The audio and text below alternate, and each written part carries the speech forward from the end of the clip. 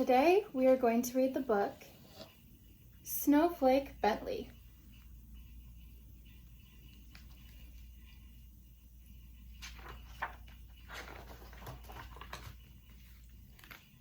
In the days when farmers worked with ox and sled and cut the dark with lantern light, there lived a boy who loved snow more than anything else in the world.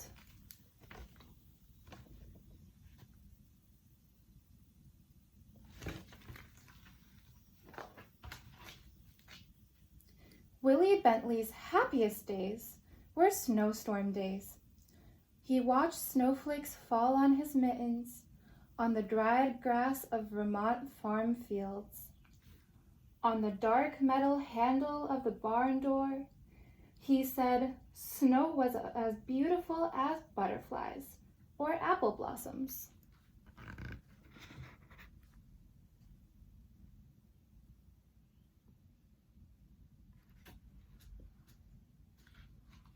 And on the side it says, Wilson Bentley was born February 9th, 1865, on a farm in Jericho, Vermont, between Lake Champlain and Mount Mansfield, in the heart of the snow belt, where the annual snowfall is about 120 inches.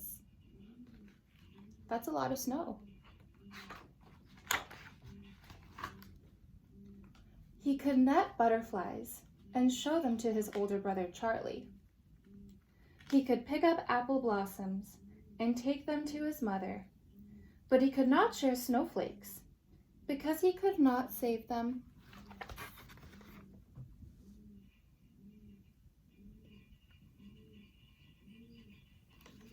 What is something that you guys like collecting? I love collecting seashells, and I love collecting dried flowers. On the side it says, Willie's mother was his teacher until he was 14 years old. He attended school for only a few years. She had a set of encyclopedias, Willie said. I read them all.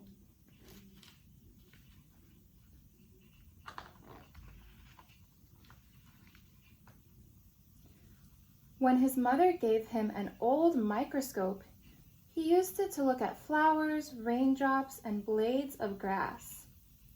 Best of all, he used it to look at snow. While other children built forts and pelted snowballs at roosting crows, Willie was catching single snowflakes. Day after stormy day, he studied the icy crystals.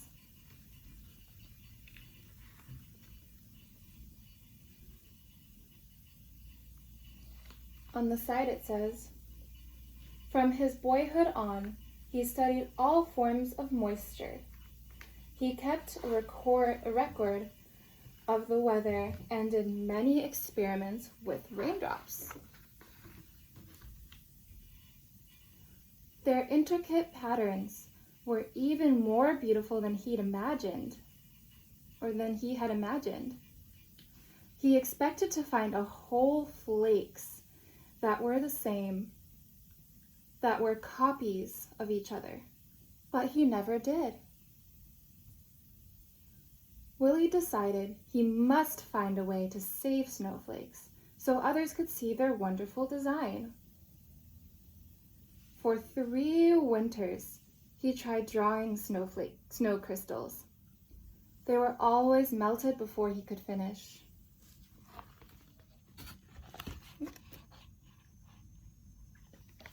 On the side here, it says, he learned that most crystals had 6 branches, though a few had 3. For each snowflake, the 6 branches were alike, so it means every branch was the same. I found that snowflakes were masterpieces of design, he said. No one design was ever repeated. When a snowflake melted, just that much beauty was gone, without leaving any record behind. And on this side, it says, starting at age 15, he drew 100 snow crystals each winter for 3 winters. That's a whole lot of snowflakes to draw. When he was 16, Willie read of a camera with its own microscope. If I had that camera, I could photograph snowflakes, he told his mother. Willie's mother knew he would not be happy until he could share what he had seen. Fussing with snow is such foolishness, his father said. Still, he loved his son. When Willie was 17, his parents spent their savings and bought the camera.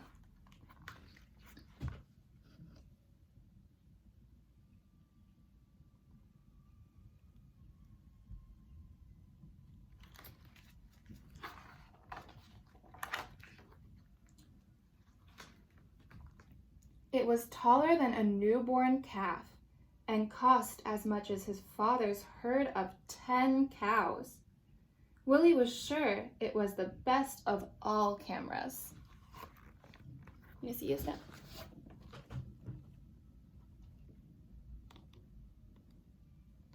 And on the side here, it says, the camera made images on large glass negatives.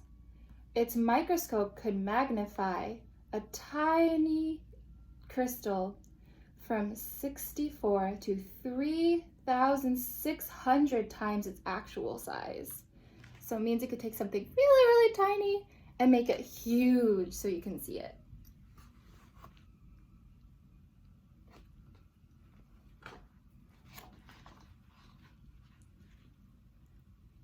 Even so, his first pictures were failures.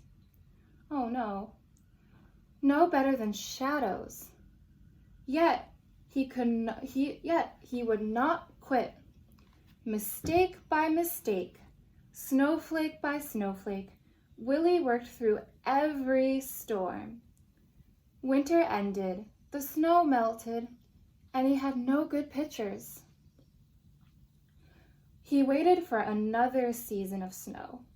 One day, in the second winter, he tried a new experiment, and it worked. Willie had figured out how to photograph snowflakes. Now everyone can see the great beauty in a tiny crystal, he said. Wow, that's the picture of his snowflake. Imagine how excited he must have been. So the side here says, Willie's experiment. He used a small lens opening, which let only a little light reach the negative. But he kept the lens open for several seconds, up to a minute and a half. And on this side, it says, he learned too that he could make the snow crystals show up more clearly by using a sharp knife to cut away all the dark parts of the negative around the crystals. This etching meant extra hours of work for each photograph, but Willie didn't mind. Etching means to carve something.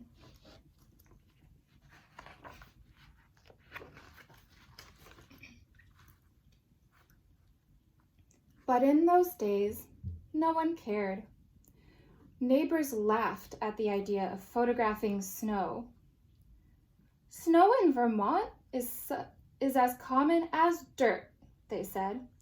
We don't need pictures. Willie said the photographs would be his gift to the world.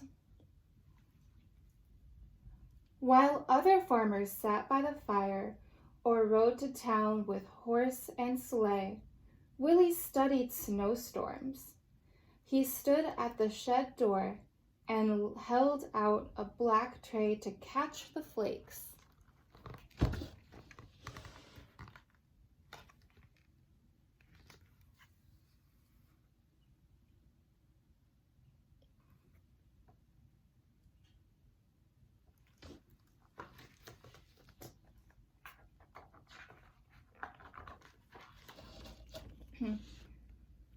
When he found only jumbled, broken crystals, he brushed the tray clean with a turkey feather and held it out again.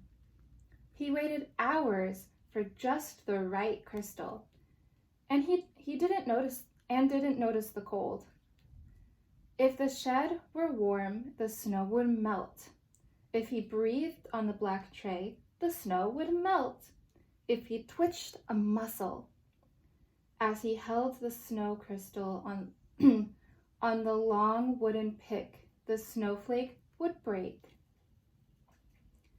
He had to work fast, or the snow would evaporate before he could slide it into place and take its picture. Some winters, he was able to make only a few dozen good pictures. Some winters, he made hundreds. And that's Willie there taking pictures of snow. Oops. So this side here says, he learned that each snowflake begins as a speck, much too tiny to be seen. Little bits, molecules of water attached to the speck to form its branches. As the crystals grow, the branches come together and trap small quantities of air. Many things affect the way these crystal branches grow. A little more cold, a bit less wind, or a bit more moisture will mean different shaped branches.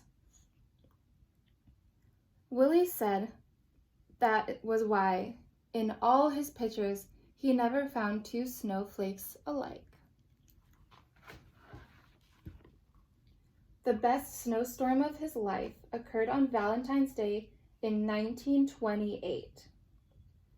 He made over 100 photographs during the 2-day storm. He called the storm a gift from King Winter.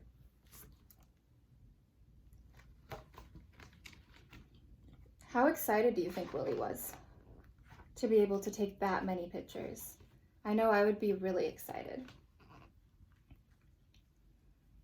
Willie so loved the beauty of nature. He took pictures in all seasons. In the summer, his nieces and nephews rubbed coat hangers with sticky pitch from spruce trees. Willie could use them to pick up spider webs jeweled with water droplets and take their pictures.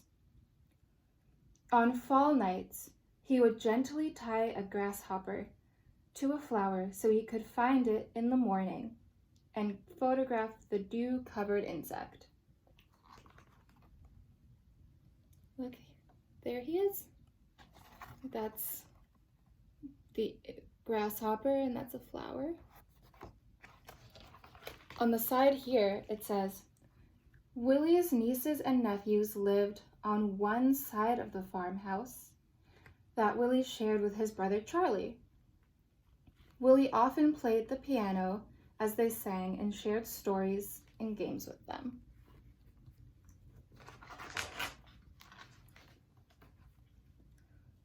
But his snow crystal pictures were always his favorites.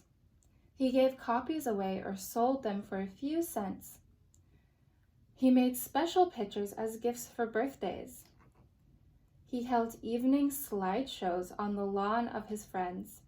Children and adults sat on the grass and watched while Willie projected his slides onto a sheet hung over a clothesline.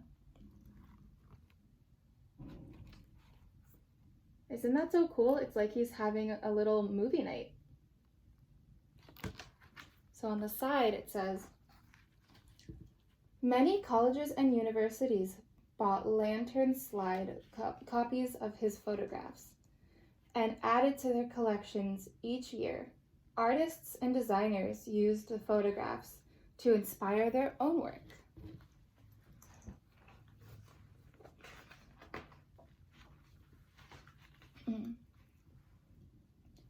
He wrote about snow and published his pictures in magazines. He gave speeches about snow to faraway scholars and neighborhood sky watchers. "You are doing a great work," said a professor from Wisconsin. The little farmer came to be known as the world's experts on snow, the Snowflake Man. But he never grew rich. He spent every penny on his pictures. Willie said there were treasures in snow.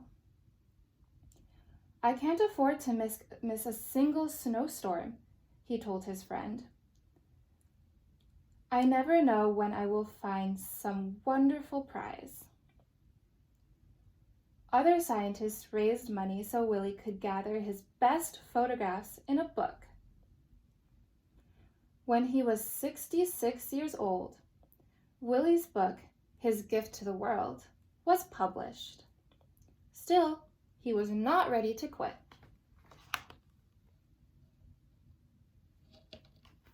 On this side, it says, "Even today, those who want to learn about snow crystals begin with Wilson Bentley's book, Snow Crystals."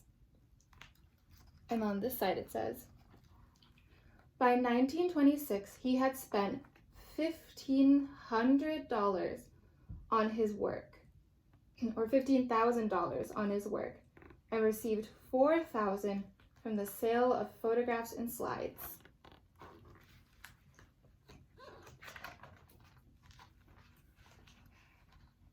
Less than a month later, turning the first page on his book, Willie walked 6 miles home in a blizzard to take more pictures. He became ill with pneumonia after that walk and died 2 weeks later.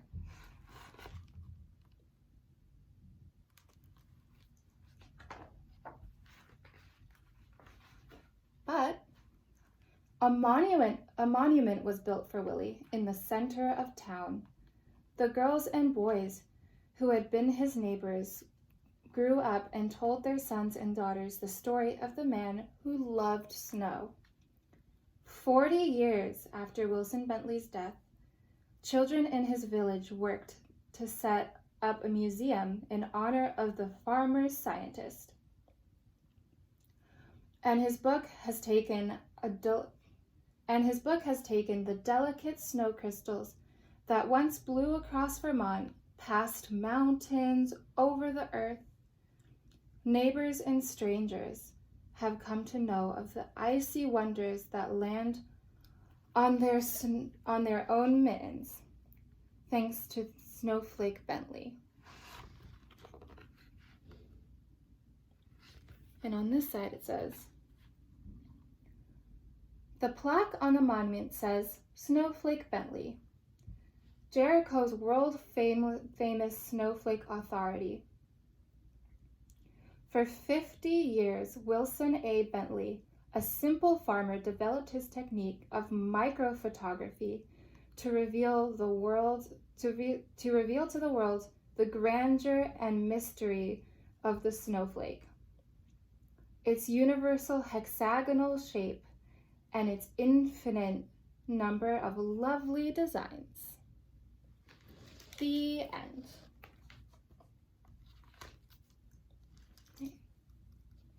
I hope you guys enjoyed, and before I leave, question, what is something that you love studying or looking at really closely?